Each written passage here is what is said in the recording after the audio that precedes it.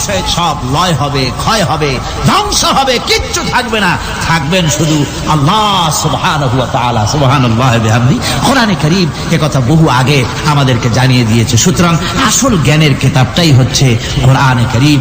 এই কোরআনের কাছে আমরা যত যেতে পারবো, যত কোরআন বুঝতে পারবো, ততই আমাদের জন্য আমরা সমৃদ্ধ হতে পারবো। আমাদের উপর আল্লাহর রহমত আসবে, আমরা সমাজ চালাতে পারবো, আমরা দেশ চালাতে পারবো, আমরা দুনিয়ায় শান্তি পাবো, আমরা আখিরাতেও মুক্তি লাভ করতে পারবো।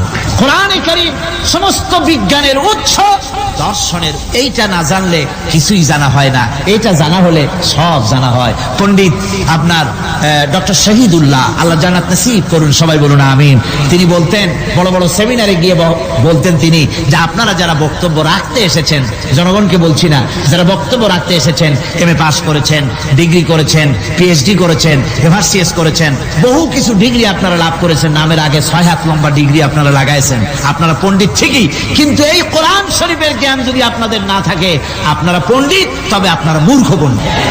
সম্মানিত দর্শক, যে আগুন সাইদি সাহেব জ্বালিয়ে গিয়েছিলেন তা কিন্তু নিভে যায়নি। সেই আলো আজও জ্বলছে আমাদের হৃদয়ে। বন্ধুরা, সত্যের এই আলো যাতে কখনো নিভে না যায়। সুপ্রিয় দর্শক, আপনাদের যদি আমাদের চ্যানেলের ভিডিওগুলো ভালো লাগে তাহলে একটি লাইক দিন, শেয়ার করুন, হলে সাবস্ক্রাইব করে আমাদের পাশেই থাকুন।